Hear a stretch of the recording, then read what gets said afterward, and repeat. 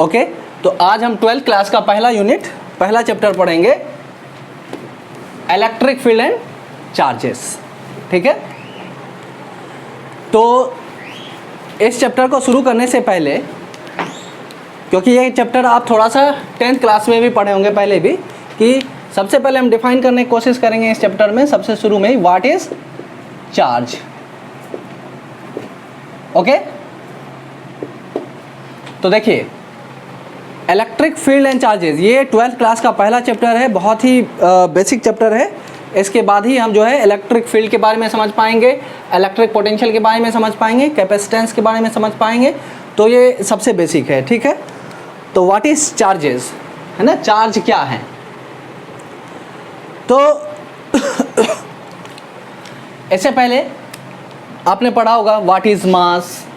तो चार्ज क्या है, चार्ज फिजिकल प्रॉपर्टी है, यानी ऑब्जेक्ट के अंदर की प्रॉपर्टी है। जैसे हर ऑब्जेक्ट के अंदर मास होता है, तो सिमिलरली हर ऑब्जेक्ट के अंदर चार्ज तो नहीं होता है, बट चार्ज भी ऑब्जेक्ट की ही प्रॉपर्टी है, पार्टिकल की प्रॉपर्टी है। तो it is intrinsic property of elementary particles, elementary particles, okay, due to which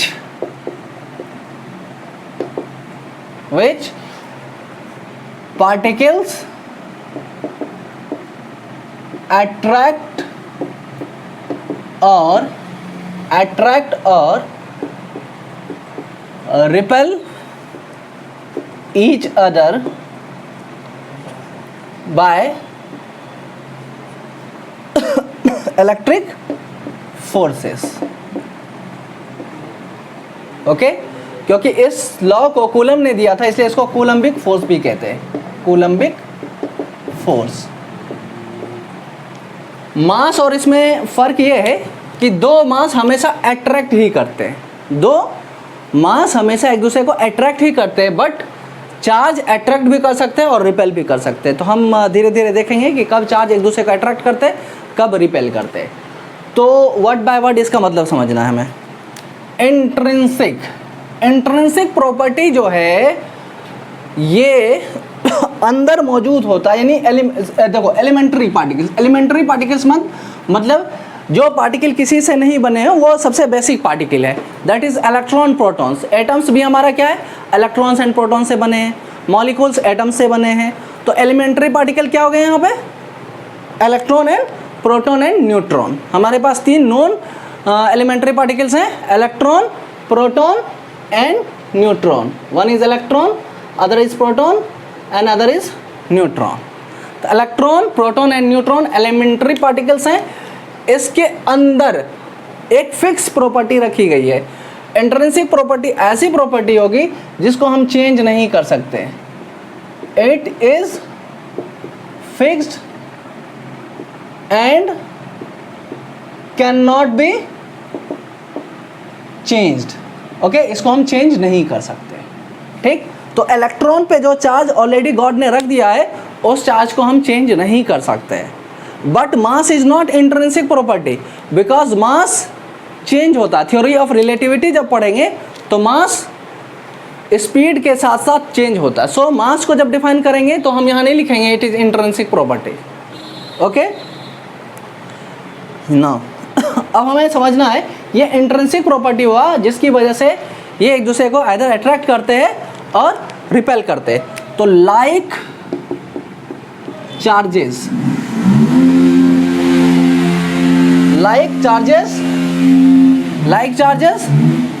repel, like charges क्या करते हैं, रिपेल करते हैं, और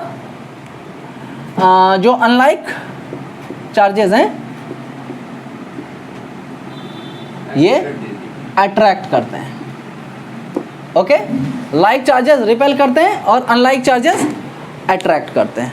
ओके, तो इलेक्ट्रॉन क्या करेगा, इलेक्ट्रॉन पेयर रिपेल करेंगी क्योंकि लाइक चार्जेस हो गए एक जैसे। ओके, उसी तरह प्रोटॉन क्या होंगे, रिपेल करेंगे, और इलेक्ट्रॉन एंड प्रोटॉन क्योंकि अनलाइक चार्ज हो गए तो अट्रैक्ट करेंगे। अब व्हाट अबाउट न्यूट्रॉन? तो बाय कन्वेंशन इलेक्ट्रॉन के पास निगेटिव चार्ज माना जाता है। हम बताएंगे कि ये कन्वेंशन क्या है। अभी हम मान लेते हैं कि इलेक्ट्रॉन के पास क्या है, निगेटिव चार्ज है, और प्रोटॉन के पास पॉजिटिव चार्ज है, और न्यूट्रॉन नाम से ही पता चल रहा है this is neutral, there is no charge. तो चार्ज और मास में एक और डिफरेंस हमें पता चला कि हर पार्टिकल के अंदर मास होता है, हर ऑब्जेक्ट के अंदर मास होता है, but it is not necessary that कि हर पार्टिकल के अंदर, हर ऑब्जेक्ट के अंदर चार्ज होगा, ये नेसेसरी नहीं है। यहाँ से पता चल रहा है मास इलेक्ट्रॉन में भी होगा, मास प्रोटॉन में भी होगा, मास न्यूट्रॉन में भी होगा, हर पार्टिकल के अंदर मास होगा, but it is not necessary that कि जिस पार्टिकल में मास होगा वहाँ चार्ज होगा, लेकिन जिसमें चार्ज होगा उसमें मास होगा। इलेक्ट्रॉन में चार्ज है तो मास है, प्रोटॉन में चार्ज है तो मास है, न्यूट्रॉन में चार्ज नहीं है फिर भी इसमें मास है। यानी जिस पार्टिकल के अंदर चार्ज है उसमें मास तो है ही है, बट जिसमें चार्ज नहीं है उसमें भी मास है। ठीक है, तो न्यूट्रॉन न्यूट्रल है, इसलिए न्यूट्रॉन पे ना तो कोई अट्रैक्टिव फोर्स लगेगा ना तो कोई रिपल्सिव फोर्स लगेगा। ठीक है, तो क्या समझे हम लोग, ये इंट्रिंसिक प्रॉपर्टी है एलिमेंट्री पार्टिकल्स के अंदर। और क्योंकि एटम्स, मॉलिक्यूल्स ये सब भी जो है एलिमेंट्री पार्टिकल से बने हैं तो इसके अंदर भी चार्ज कंटेन होंगे, और ये डिपेंड करेंगे कि उसमें एलिमेंट्री पार्टिकल का डिस्ट्रीब्यूशन कैसा है। क्योंकि एटम के अंदर number of electrons and number of protons बराबर होते हैं, जितने इलेक्ट्रॉन्स होंगे उतने ही प्रोटॉन्स होंगे। लेट हम सोडियम की बात करते हैं, तो सोडियम में 11 एटॉमिक नंबर है, तो 11 इलेक्ट्रॉन होगा, 11 प्रोटॉन होगा जब ये न्यूट्रल स्टेट में होगा, यानी जब ये आयन नहीं बना है। तो जितने निगेटिव चार्ज हैं उतने ही पॉजिटिव चार्ज हैं, इसलिए नेट चार्ज कितना हो गया, 0 हो गया। तो ये नहीं कह सकते हैं कि ये हम नहीं कह सकते हैं, जस्ट ए मिनट, ये हम नहीं कह सकते कि सोडियम के अंदर चार्ज नहीं है, चार्ज है बट नेट चार्ज 0, क्योंकि जितने इसमें तो सोडियम के अंदर 11 इलेक्ट्रॉन है, 11 प्रोटॉन है, इसलिए नेट चार्ज 0 है, but still sodium has charge. हम ये नहीं कह सकते सोडियम के अंदर कोई चार्ज नहीं है, नेट चार्ज 0 है। तो 11 पॉजिटिव चार्ज है और 11 निगेटिव चार्ज है। ठीक है, अब यहाँ में ये देखना है कि what is the convention for negative charge and positive charge. इसको अच्छे से समझो, इसकी हिस्ट्री हम समझाते हैं। तो इलेक्ट्रिसिटी के बारे में हमें बहुत ही पहले से पता है, क्योंकि इलेक्ट्रिसिटी नेचर में हम इजीली प्रोड्यूस कर सकते थे बाय रबिंग। जबकि हमें इलेक्ट्रॉन और प्रोटॉन्स के बारे में पता नहीं था, तब भी हम इलेक्ट्रिसिटी को जानते थे। कैसे? नेचुरल इलेक्ट्रिसिटी सबने देखा होगा, पैदा होते ही पता चल जाता है। थंडर स्टॉर्म, नेचुरल इलेक्ट्रिसिटी रब करने से, जैसे बचपन में एक्सपेरिमेंट किया होगा कि ड्राई हेयर में जब हम कॉम को रब करते हैं, हेयर मस्ट बी ड्राई। अगर ऑयली हेयर होगा या वेट हेयर होगा तो उसमें फ्रिक्शन नहीं होगा, जिसकी वजह से चार्जिंग नहीं होगी। तो ये आपने पहले से देखा होगा कि ड्राई हेयर में कॉम को रब करने से उसमें चार्ज आ जाता है। तो सो चार्ज एंड इलेक्ट्रिसिटी के बारे में हमें पहले से पता है। ठीक, तो और ये भी पता चल चुका था कि इलेक्ट्रिक करंट, ये भी पता चल चुका था इलेक्ट्रिक करंट हाई पोटेंशियल से, यानी पॉजिटिव प्लेट से निगेटिव प्लेट की ओर जाएगा। ऐसा क्यों? क्योंकि नेचर में जितनी भी फ्लो होने वाली चीज़ है वो हाई पोटेंशियल से लो पोटेंशियल की ओर फ्लो करता है। जैसे सपोज करो मास है, तो इस इंक्लाइन पे ऊपर से नीचे की ओर मास होगा, आएगा, फ्लो करेगा फ्रीली। विंड है विंड के फ्लो करता है हाई प्रेशर से लो प्रेशर की ओर फ्लो करता है विंड। अगर मैं कहूँ विंड किधर की ओर फ्लो करता है, हाई प्रेशर से लो प्रेशर की ओर फ्लो करता है। तो अकॉर्डिंगली लोगों ने ये भी एजम्पशन बनाया था कि करंट एक ऐसी चीज़ है जो हाई पोटेंशियल से, यानी बैटरी के पॉजिटिव टर्मिनल से निगेटिव टर्मिनल की ओर फ्लो करता है। ओके, बट जब इलेक्ट्रॉन का आविष्कार हुआ, ठीक है, डिस्कवरी ऑफ इलेक्ट्रॉन किसने दिया है? जे थॉमसन ने। तो ये पार्टिकल जो है अपोजिट नेचर का हुआ। तो जब इलेक्ट्रॉन को प्रोड्यूस किया गया, मतलब इलेक्ट्रॉन का पता चला, इलेक्ट्रॉन तो पहले से ही था नेचर में, जब इलेक्ट्रॉन की डिस्कवरी हुई तो ये देखा गया कि इलेक्ट्रॉन बैटरी के निगेटिव पोटेंशियल से पॉजिटिव पोटेंशियल की ओर फ्लो करेगा, करंट इधर की ओर जा रहा है बट इलेक्ट्रॉन ये। तो जो लोगों का एजम्पशन था कि चार्ज कोई चीज़ है जो करंट कंस्टिट्यूट करता है बाय फ्लोइंग, यानी जब चार्ज हाई पोटेंशियल से लो पोटेंशियल की ओर फ्लो करेगा तो एक चार्ज प्रोड्यूस होगा, मतलब सॉरी एक करंट प्रोड्यूस होगा जब हाई पोटेंशियल से लो पोटेंशियल की ओर चार्ज फ्लो करेगा। लेकिन जब चार्ज का एक्चुअली पता चला कि इलेक्ट्रॉन के अंदर चार्ज है तो इलेक्ट्रॉन तो उल्टे डायरेक्शन में फ्लो कर गया। जब चार्ज उल्टे डायरेक्शन में फ्लो कर गया इलेक्ट्रॉन तो हम क्या कहेंगे, this is opposite of the actual charge. तो मैथ में अपोजिट को किससे डिनोट करते हैं, निगेटिव से। तो हम क्या कहेंगे, this is negative charge particle. तो ये कन्वेंशन बना कि electron is negatively charge particle. कैसे, क्योंकि इलेक्ट्रॉन हमारे जो पुराने अजम्पशंस थे कि जो चार्ज कोई चीज़ है जो हाई पोटेंशियल से लो पोटेंशियल की ओर फ्लो कर रहा है तो इसके अपोजिट बिहेवियर को फॉलो करता है electron. So electron is negatively charge particle. ठीक है, सबको समझ में आ गया। अब हम कभी नहीं भूलेंगे कि हम इलेक्ट्रॉन को निगेटिवली चार्ज पार्टिकल क्यों कहते हैं। ओके नाउ, तो जब बाद में प्रोटॉन की डिस्कवरी हुई तो प्रोटॉन प्लस से माइनस की ओर फ्लो करता था, यानी जिस डायरेक्शन में करंट फ्लो हो रहा है जो एज्यूम किया था उसी डायरेक्शन में प्रोटॉन फ्लो हो रहा है। तो प्रोटॉन को P+ से कर दो, इलेक्ट्रॉन को V- से कर दो, यानी प्रोटॉन को क्या बोलेंगे, पॉजिटिवली चार्ज पार्टिकल। प्रोटॉन को किसने डिस्कवर किया, देखो इसका हम शॉर्टकट बताते हैं तुम लोग को। ईंट पग नाच, इलेक्ट्रॉन थॉमसन, T4 थॉमसन। ठीक है, पग, प से प्रोटॉन, ग से गोल्डस्टीन, नाच न्यूट्रॉन, न से न्यूट्रॉन, च से चैडविक। तो जब न्यूट्रॉन का आविष्कार किया, डिस्कवरी चैडविक ने किया, तो न्यूट्रॉन को जब रखा गया पॉजिटिव और निगेटिव प्लेट के बीच में तो ये किधर भी मूव नहीं किया। दैट मीन्स न्यूट्रॉन के अंदर कोई चार्ज नहीं था, यानी चार्ज होता तो जब बैटरी के प्लेट्स के बीच रखा जाता तो ये फ्लो करता, लेकिन ये फ्लो नहीं किया। So it is neutral charge particle. Okay, समझ में आ रहा है। हाँ, तो गहराई से देखो तुम लोग। ये हमारा कन्वेंशन है कि क्यों इलेक्ट्रॉन को पॉजिटिव चार्ज एज्यूम किया गया, प्रोटॉन को निगेटिव चार्ज किया गया। तो इलेक्ट्रॉन इज पॉजिटिव चार्ज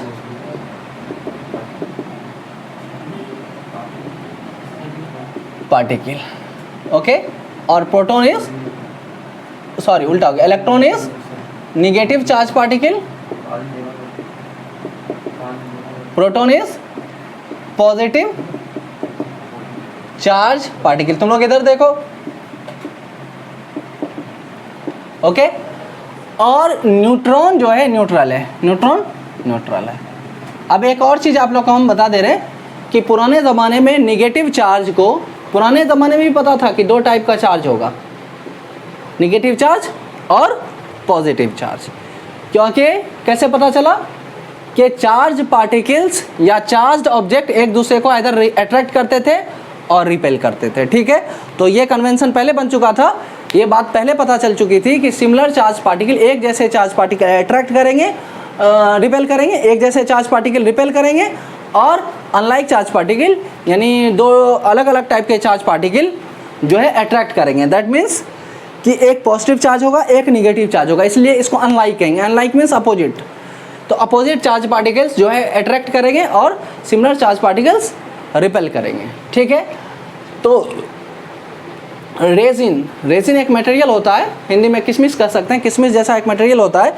तो उस पे उसको जब एम्बर रड से हम उसको जब रब करते थे तो उस पे निगेटिव चार्ज आता था, तो इसका नाम था, पुराना ओल्ड नेम क्या है, रेजिनस चार्ज। ठीक है, तो क्या कहते थे इसको, resinous charge. Okay, amber rod पे निगेटिव चार्ज आता था, ठीक। और पॉजिटिव चार्ज का ओल्ड नेम क्या है, विट्रियस चार्ज। यानी जब ग्लास रड को रब करते थे तो उस पर पॉजिटिव चार्ज आता था, इसलिए इसको विट्रियस चार्ज कहते हैं। ठीक है, एक रेजिनस चार्ज हो गया, एक vitreous charge. Old name of negative charge is resinous and old name of positive charge is vitreous. हाँ, तो आप लोग क्या समझे कि निगेटिव चार्ज का ओल्ड नेम क्या है? Resinous charge. क्योंकि एम्बर रड को देखो, मैंने यहाँ लिखा है, जब एम्बर रड को वुलन क्लॉथ से रब किया गया तो एम्बर रड पे नेगेटिव चार्ज आया। और एम्बर एक सॉफ्ट मटेरियल है जो किशमिश जैसा उसका अपीयरेंस है, तो इसलिए इसको हम लोग रेजिनस चार्ज कहे। और ग्लास रड को जब हम क्लॉथ से रब किए तो ग्लास रड पे पॉजिटिव चार्ज आया। उसी तरह जब तुम हेयर और कम्ब को करते हो तो हेयर पे पॉजिटिव चार्ज आता है, कम्ब पे निगेटिव चार्ज आता है। ओके, नाउ अब हम आज की क्लास में देखेंगे कि चार्ज की प्रॉपर्टी क्या होती है। हमारा मेन मकसद है प्रॉपर्टीज ऑफ चार्ज। ठीक है, वन बाय वन हम सारे प्रॉपर्टी देखेंगे। फिर नेक्स्ट इसमें देखेंगे कि चार्ज को हम प्रोड्यूस कैसे कर सकते हैं किसी ऑब्जेक्ट पे। ठीक, तो देखिए इधर pen pen pen, properties of charge, properties of charge. First, सही दिख रहा है फ़ॉन्ट? छोटा बड़ा तो नहीं दिख रहा है? छोटा तो नहीं दिख रहा है? ओके,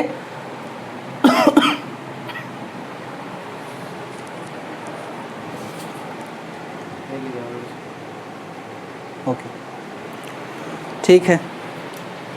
तो पहले कि charge is additive in nature. Charge is additive in nature.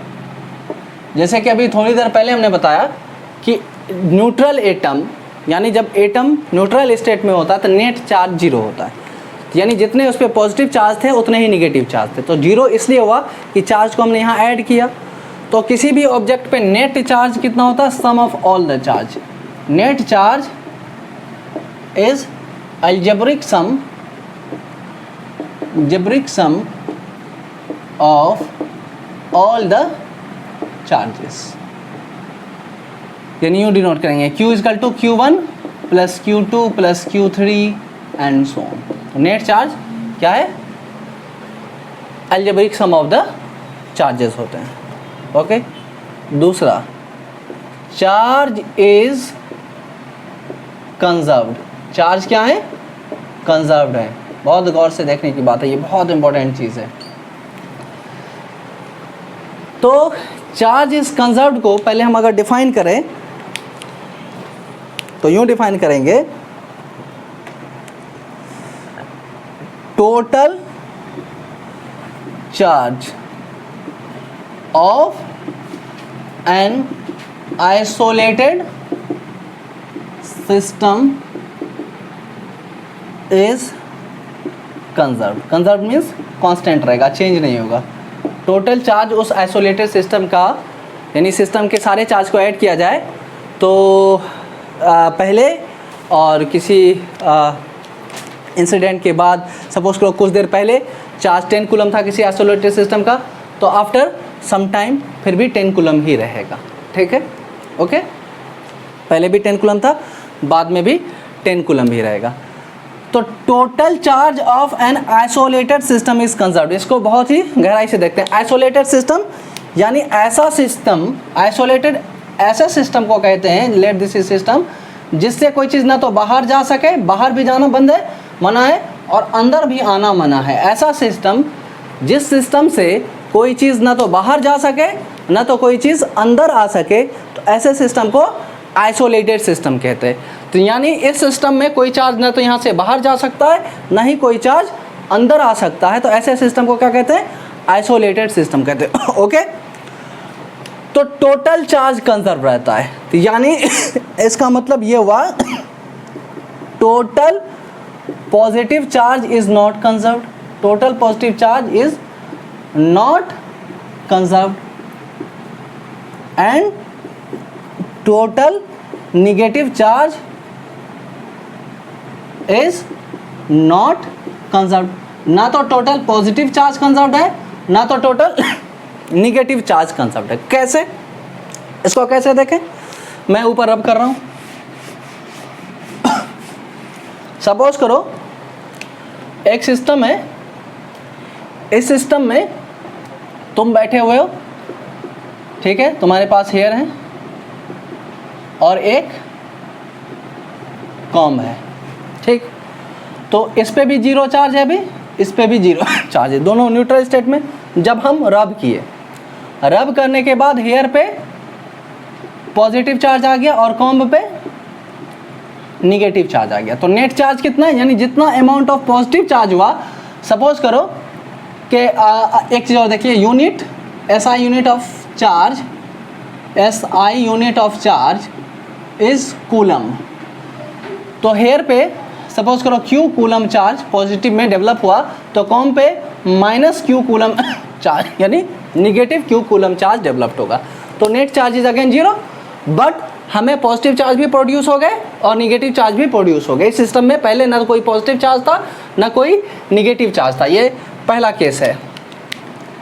और बाद में अब हमारे सिस्टम में कुछ पॉजिटिव चार्ज भी हैं और कुछ निगेटिव चार्ज भी हैं। बट जब हम पहली प्रॉपर्टी पढ़े कि चार्ज इज एडिटिव, तो इस सिस्टम के अंदर जो टोटल चार्ज है प्लस और माइनस, प्लस Q और माइनस Q दोनों मिलकर के कितना हो रहा है, ज़ीरो हो रहा है। यानी किसी आइसोलेटेड सिस्टम का टोटल चार्ज कंजर्व होता है, बट नेट चार्ज मतलब टोटल चार्ज कंजर्व होता है, but total positive charge and total negative charge conserve नहीं होते हैं। यानी अगर कहा जाए तो कौन सा चार्ज कंजर्व होता है, तो टोटल चार्ज कंजर्व होता है। अब यहाँ एक और बहुत ही बारीक पॉइंट है जिसको बहुत गहराई से देखना है कि ये कंजर्वेशन होता क्यों है, ये कंजर्वेशन होता क्यों है। तो इस सिस्टम के अंदर जो दो ऑब्जेक्ट था, इसमें क्या हुआ कि जब इसको आपस में रब किया गया, तो रब करने से जो कुछ सरफेस इलेक्ट्रॉन होते हैं, कुछ इलेक्ट्रॉन ऐसे होते हैं जो अपने पेरेंट एटम को छोड़ करके सरफेस में घूमते रहते हैं, सरफेस पे आ जाते हैं, उसको फ्री इलेक्ट्रॉन्स भी कहते हैं, मोबाइल इलेक्ट्रॉन्स, फ्री इलेक्ट्रॉन्स। यानी हर ऑब्जेक्ट के अंदर कुछ ना कुछ फ्री इलेक्ट्रॉन्स होते हैं जिसको इजीली हम बाहर कर सकते हैं, रब करके निकाल सकते हैं, ठीक है।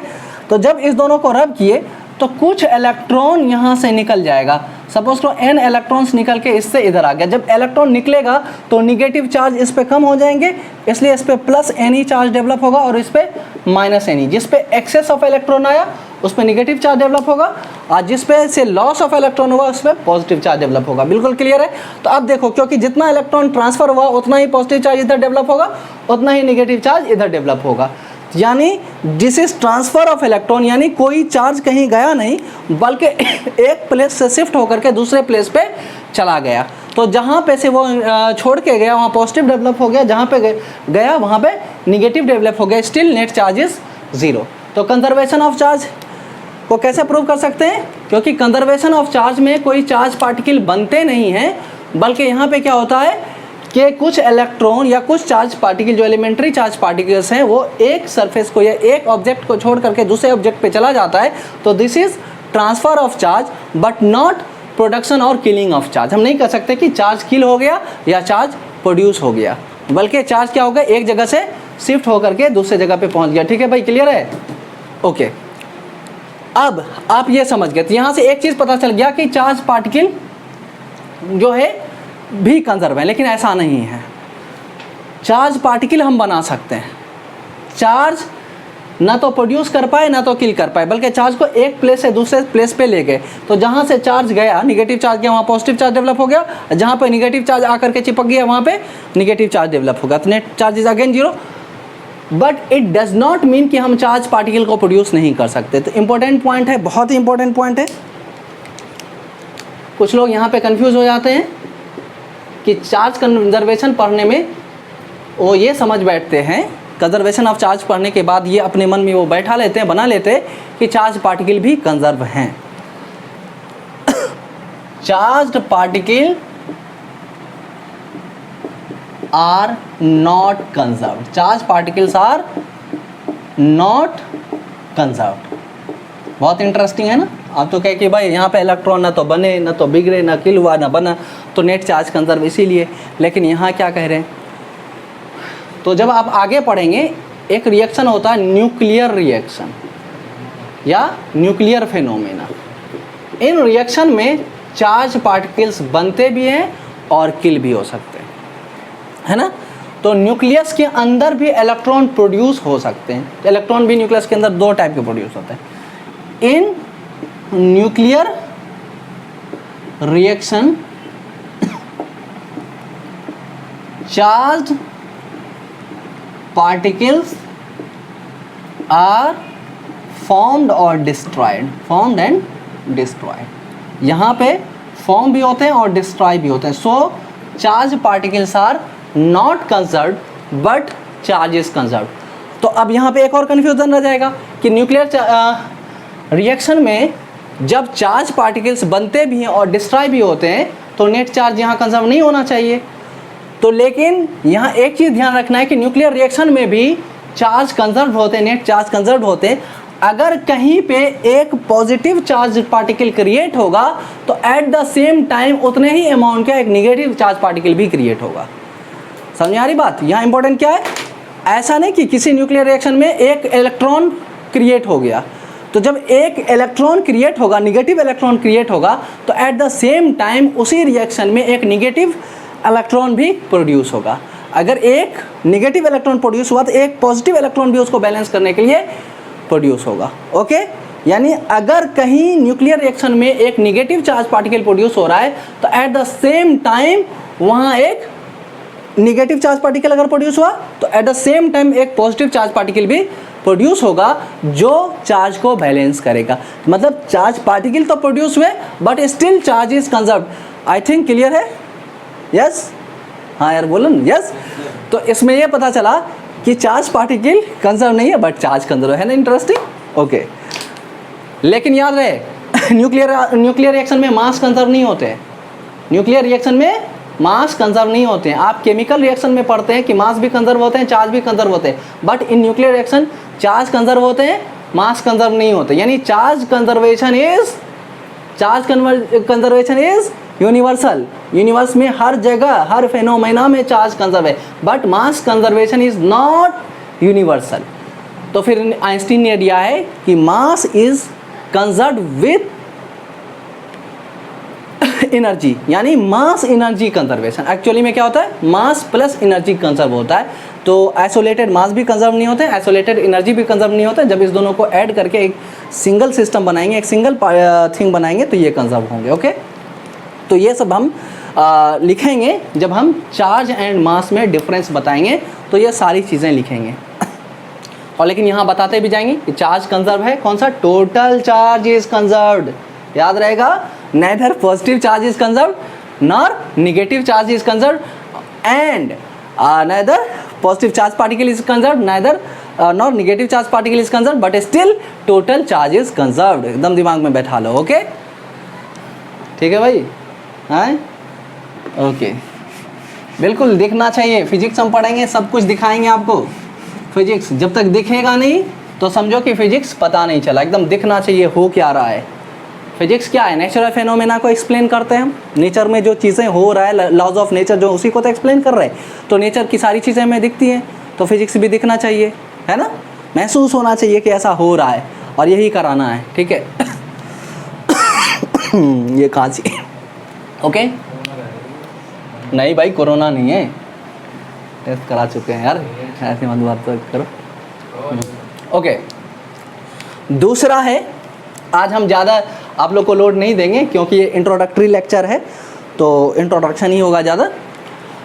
लेकिन कल से और देखो कि ये पेंडेमिक में तुम लोग का स्कूल कॉलेज बंद है, एग्ज़ाम का भी कुछ पता नहीं है, तो हम थोड़ा तेज़ भी पढ़ेंगे और ज़्यादा भी पढ़ेंगे। और इस टाइम का ना फ़ायदा उठाओ। देखो जो अच्छे स्टूडेंट होते हैं ना, वो हर चीज़ में ना बेनिफिट उठाते हैं। ऐसा नहीं कि स्कूल कॉलेज बंद है, सब कुछ बंद है तो पढ़ाई भी बंद हो जाए। तो लास्ट टॉपिक आज पढ़ाएंगे हम क्वांटाइजेशन ऑफ चार्ज। कौन सा आएगा यार, तीसरा नंबर पे आएगा ना, क्वांटाइजेशन। जेड से भी लिख सकते हैं, एस से भी लिख सकते हैं। अमेरिकन और इंग्लिश का फ़र्क है ये, है ना। जेड जो है अमेरिका में यूज़ करते हैं और एस जो है इंग्लिश में यूज़ करते हैं, इंग्लैंड की इंग्लिश में। ठीक है, तो क्वांटाइजेशन ऑफ चार्ज देखो बहुत अच्छा है। हम इसको नेचर से रिलेट करके देखते हैं। तो नेचर में दो तरह की चीज़ें मिलती है। जैसे सपोज करो हम समझा रहे, तुम कहीं मिल्क खरीदने जाते हो, दूध खरीदने जाते हो, तो तुम उसमें किसी भी अमाउंट ऑफ मिल्क को परचेज कर सकते हो। 100 ml, इवन मास में 100 ग्राम 125 ग्राम 75 ग्राम, जितने चाहो उतने मिल्क तुम जो है ख़रीद सकते हो।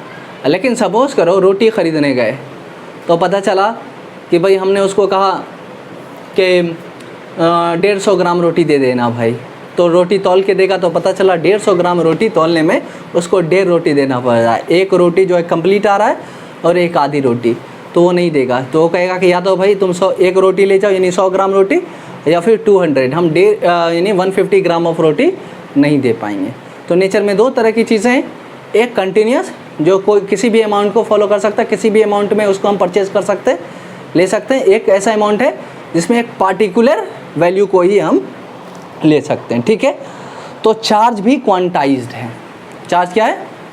क्वांटाइज्ड, यानी anything which are in integer multiple of some quantity, integer multiple of some specific या fixed quantity, that thing is called quantized। Charge भी quantized है, means charge on a body, charge on a body is integral multiple of या integer multiple of, बल्कि some भी लगा दो यार, some integer multiple of, some integer multiple of, some integer multiple of charge on single electron.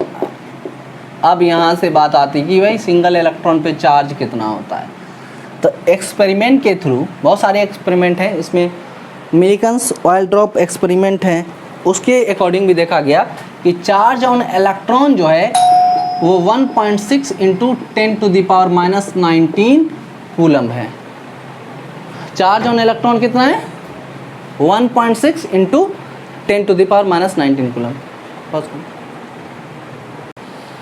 तो charge on electron is equal to 1.6 into 10⁻19 coulomb with minus sign, क्योंकि हमने electron के charge को निगेटिव माना है और प्रोटॉन पे जो चार्ज होता है वो प्लस में माना है। यानी charge on electron and proton is same. अगर कोई कहे कि इलेक्ट्रॉन और प्रोटॉन का चार्ज सेम होता है तो कहेंगे यस सेम होता है, बट नेचर अपोजिट होता है। ये नेगेटिव साइन देके ये नहीं कर सकते कि इलेक्ट्रॉन पे कम चार्ज है, प्रोटॉन पे ज़्यादा चार्ज है।